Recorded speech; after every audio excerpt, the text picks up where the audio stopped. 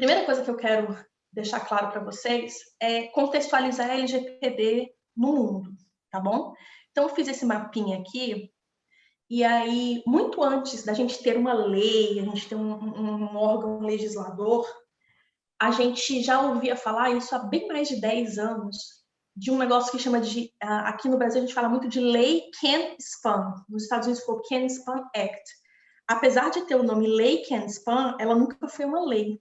Ela foi um acordo entre as empresas para meio que organizar a prática do uso dos e-mails nos Estados Unidos.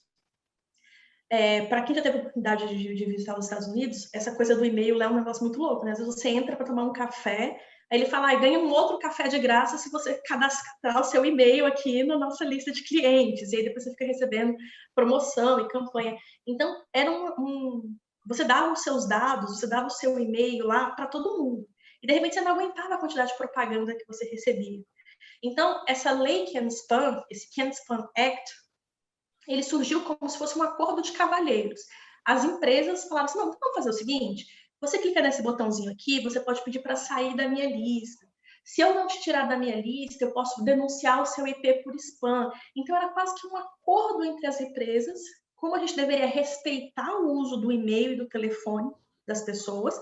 E se a gente não fizesse, a gente acabava sendo penalizado em nível tecnológico, não era nem em nível de lei, entendeu? A gente acabava sendo denunciado nas blacklists da vida, e aí as pessoas morriam de medo de ganhar a má reputação da lei Can-Spam. Então, eu vejo assim que, apesar dela nunca ter sido uma lei promulgada por um setor legislativo, por um poder legislativo, ela foi uma semente muito importante para todas as iniciativas de proteção de dados, porque eu costumo falar que as leis de proteção de dados, GDPR, elas são como se fosse um acordo de cavalheiros, né? Eles só estão colocando no papel aquilo que a gente já deveria fazer há algum tempo, que é respeitar o uso do dado do próximo, que é ser transparente na hora de se comunicar, na hora de usar o dado das pessoas. E foi muito engraçado como o Can-Spam Act conseguiu organizar isso sem ter aquele agente fiscalizador, sem ter a sombra da multa, do crime. A gente viu que em 2018 surgiu a GDPR na Europa. GDPR é a mesma, são siglas diferentes para dizer mais ou menos a mesma coisa. O que aqui no Brasil a gente chama de Lei Geral de Proteção de Dados, na Europa eles chamam de GDPR, tá bom?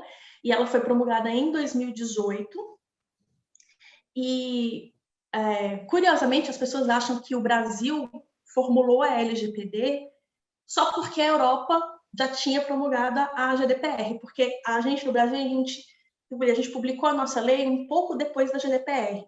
Entretanto, o nosso texto legislativo, ele estava sendo produzido desde 2015. Só que, por essa questão de perspectiva que a própria mídia dá, né, porque a GDPR saiu primeiro e aí, de repente, um monte de notícia começou a sair. Uns meses depois, em 2019, sai a LGPD, a gente ficou com essa sensação de que a gente fez porque eles fizeram. Mas não, o nosso texto ele já vinha sendo produzido bem antes. E aí eu deixei aqui só como um ponto de atenção para vocês observarem, é que os Estados Unidos, por serem estados independentes, né, a Califórnia começou a produzir a própria legislação de dados deles. E aí o governo federal americano percebeu que aquilo poderia ser um grande problema, porque imagina que vários estados, cada um tem a sua lei de proteção de dados, se em nível territorial, como tipo, um país já é complicado, imagina se os estados, cada um tivesse a sua lei geral de proteção de dados.